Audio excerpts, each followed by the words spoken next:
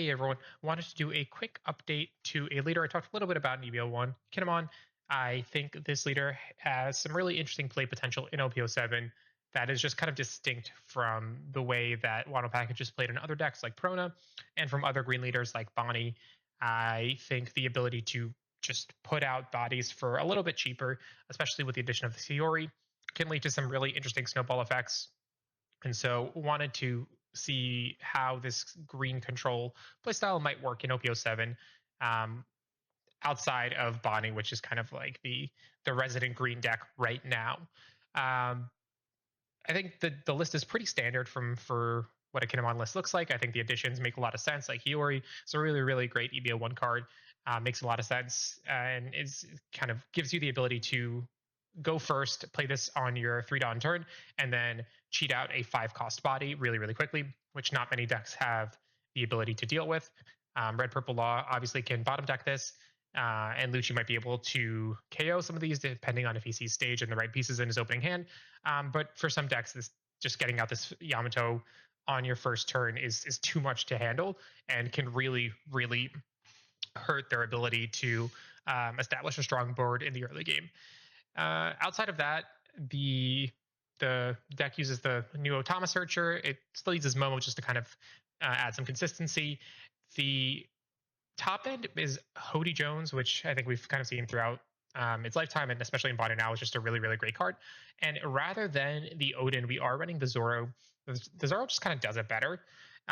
Obviously, with Odin, it's really nice to be able to play out a 3-drop if it dies. But Zoro just has so much more aggression potential. So being able to stick this really is just a game winner, whereas Odin may or may not win the game with 2 attacks. This will almost definitely get you there. So I do prefer the Zoro in this deck, but could also replace this with the Odin if you need a cheaper alternative, and then that does make it searchable, so you're less likely to bottom deck it. You got the 4-drop Yamato, the 3-drop Okiku, some 0-cost events to help with the bricks, and then obviously the new addition that everyone likes to play in Perona is You Can Be My Samurai for these 2 searchers, as well as just kind of some interesting plays you could do with the leftover Dawn that you get from using Kinemon's leader ability. So I think this is a really interesting deck. Can be played very control heavy, so really just focusing down enemy characters, rest them, swing into them, wait until your opponent has pretty much nothing in hand, and then go for game with a big Zoro play, or double attack banish with Yamato. I think there's a lot of cool things you can do here, and so wanted to see how this deck fares in OP07. Let's jump into some gameplay and see how we do. Okay, right off the bat, we have a Enel here. I think the goal for us is to get our Yamato on the board and our Zoro on the board, and then we probably can just win. So I did mulligan for the Yamato. We do see it now. And so this is looking like a pretty good hand. I can't play it on my 3-Dawn turn, so I might start with the Okiku and then go from there.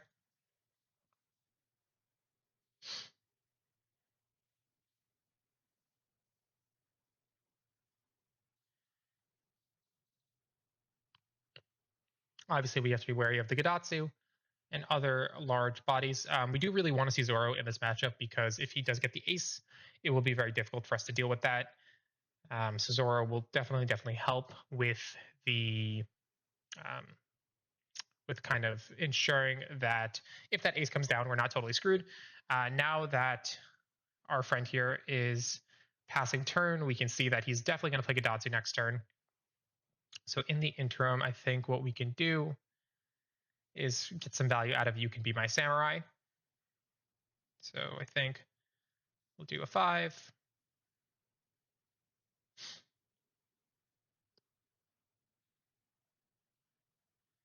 There is the Shirahoshi. And while this is not a super high value target, we can kill it with a well-timed Yamato just to prevent him from being able to put this back in life with Katakuri. So let's use our leader ability. Rest, we'll swing into that. Play our Apu. And get some cards back.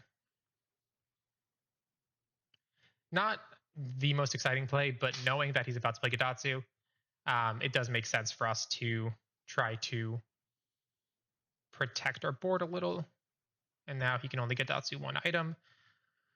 He's probably, he's going for the Luffy instead. Makes sense. Which puts us in a pretty cool position, because now we can continue to pressure or rather established board. I'm just debating now if I want to play this Yamato. It could be saving a Gadatsu. He still hasn't taken any life, so playing the Yamato and then getting Gadatsu would feel kind of bad.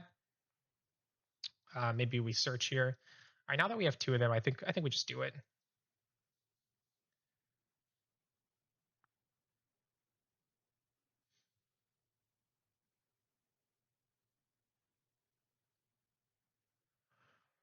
He does have a pretty large hand. That is, I would say, an absolute waste of a beige. So we did get a 2k out of hand here, and then we got a 2k out of hand with this Flampe when he Shirahoshi'd. So we're looking to be in a pretty good spot. Katakuri there makes sense. And here is our Zoro to counter that. So now he does have to play the Kingdom Come if he wants to remove this Zoro, which does slow down the momentum a little bit. If he does that, I think we can start pressuring this life down a bit. Maybe do some 7k swings and see what happens. If he turns this sideways, we can absolutely swing into it.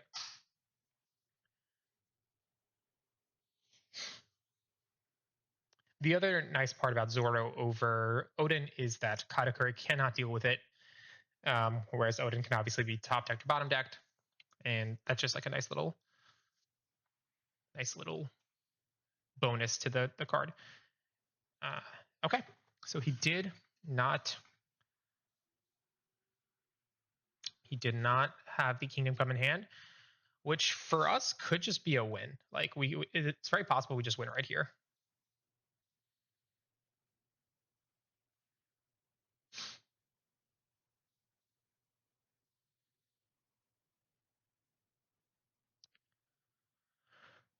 He did concede. I do think that was a little premature. I'll include this footage just because I think the playstyle is helpful. I think the concede was a little premature, but obviously he had a lot of top end in his hand. He did have a lot of 2 keys, so 1, 2, 3, 4. And he was about to put another one on life. So I don't know that he would have necessarily lost this turn, but we would have gotten 3 attacks in, and potentially the second and third one would have been a bit too much for him to overcome. He could have, if he did survive, he could have swung into the Zoro. I think we had a good amount of counter, but obviously not enough to deal with like a really big ace swing. If he chose to do that, though, then he wouldn't be able to heal. So he was kind of in a tough position. But yeah, if you can get this card to stick in the matchup against Enel, you're in a really, really, really good spot. But that's I think one of Kinemon's probably favored matchups. I do want to see how he plays into Red Purple Law or Lucci, so let's see if we can find one of those to include as well. All right, we do have a Red Purple Law here. I think this will be an interesting matchup. Hopefully this is a OP07 build. Oof, that is a horrible, horrible mulligan. Not what we want to see, but we are going second, and so hopefully we can make something of this.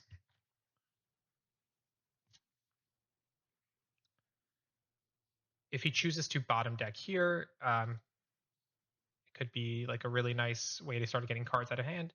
He did not, so we have the advantage.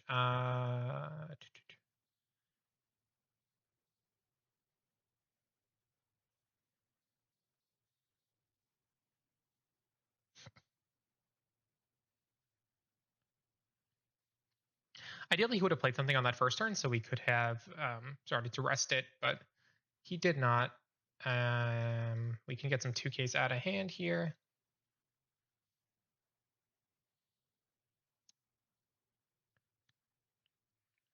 Okay, down to 2 life. I don't think we're going to play You Can Be My Samurai, but depends, I think, if we can get anything off this Hiyori. We're in a pretty good spot. I feel like this law now should swing in the Momo and then bottom deck the Okiku, which should mean that we won't see any swings at leader this turn, which I think puts us in a good position considering we're at 2 life. So let's see if we can make anything of that.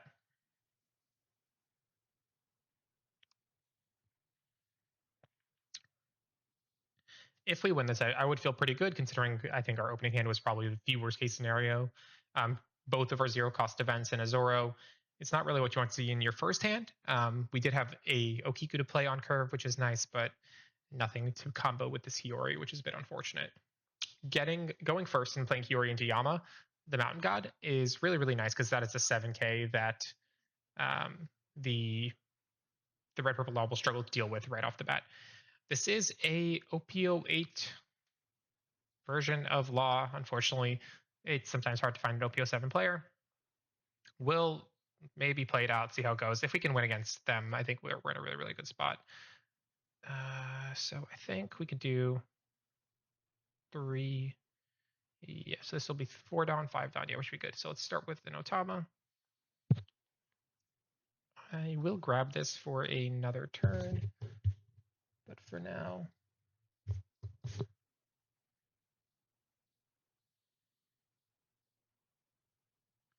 Really nice, really, really nice. I think we are still going to play the Yamato here.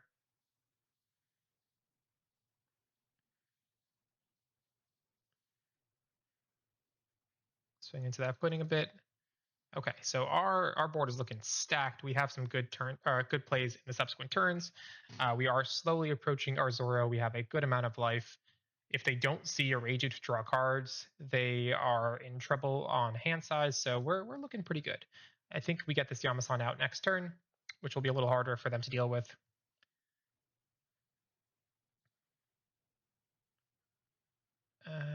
I will give a 2K here.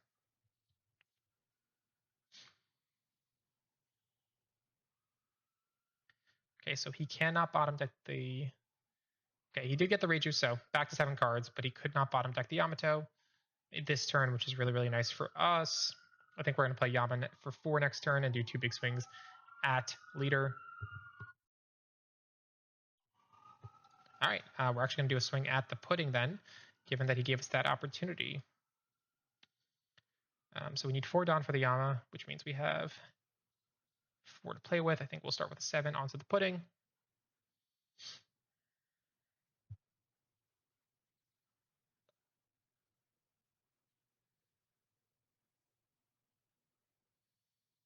I think we'll do 8 into the blocker.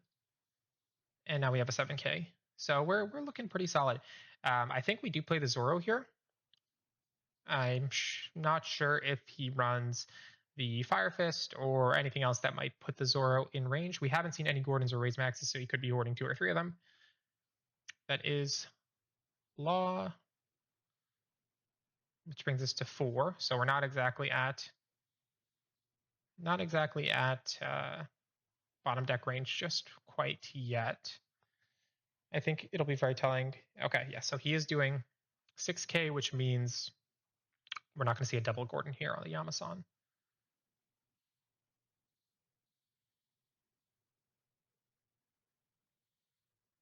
Three down.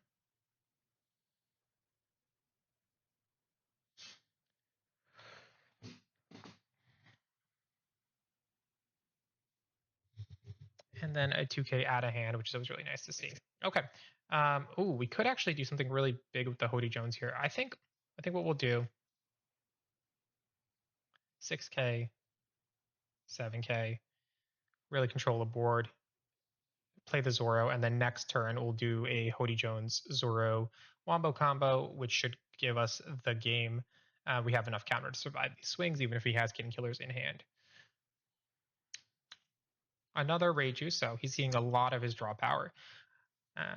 But so far, I'm feeling very, very comfortable with this matchup. This is feeling really good. I think the bad matchup with this deck will be Lucci. And I think that matchup will really depend on starving the Lucci out and resting a lot of their characters so that they are forced to operate with like a small hand size and don't have the resources to really clear your board in the late game. Obviously, that is risky if you don't see enough of your counter to kind of keep a healthy life total for that strategy. But yeah, we're looking good. We're looking really, really good. He's not even attempting to remove this right now, which tells me that there is not that many great things in his hand. Maybe Law Blocker coming down here.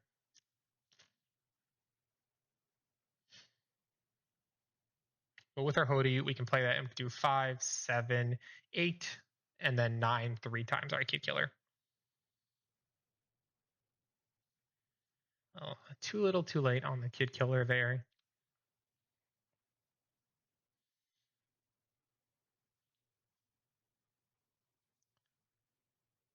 And then a Law Blocker, which will be pretty pointless against our Hody Jones.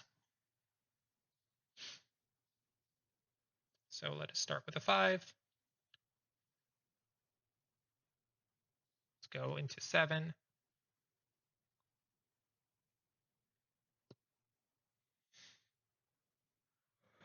Yeah, I mean, this is feeling like a really, really strong deck. Let's go into 8.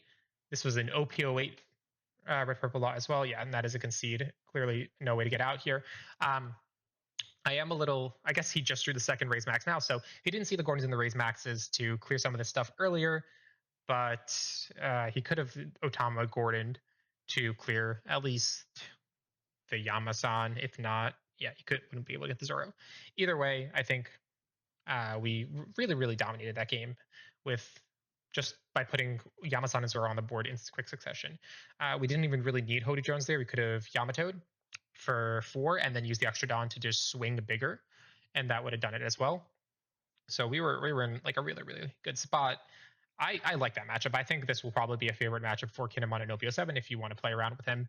I think Enel will be pretty positive as long as you see the Zoro. I think Zoro is really the key piece in the deck, which is why you can be my Samurai is a nice addition because it doesn't bottom deck anything. It just draws the top 2 cards, so more likely to see it. And then I think Lucci will be the tough matchup. And so maybe on stream or in a subsequent video, we'll get some Lucci matchups going.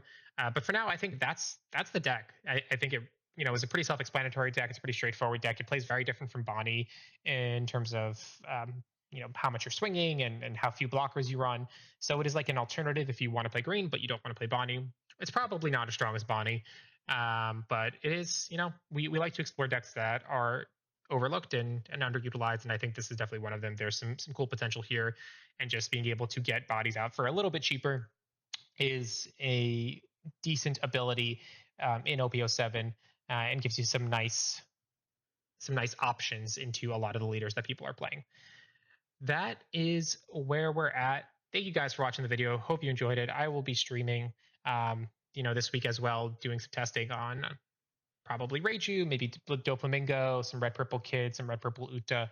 So gonna try a wide variety of leaders. We have regionals coming up in 2 weeks, or I think it's Treasure Cup coming up in 2 weeks, August 2nd and 3rd. So we need to be prepared for that, and gonna have to figure out what I'll be playing. And so we'll be doing some streams this week and next week to really iron out those lists. Thanks for watching, guys. Hope you liked the video and the list. Let me know in the comments what you guys think, and I hope you'll stick around for the next one.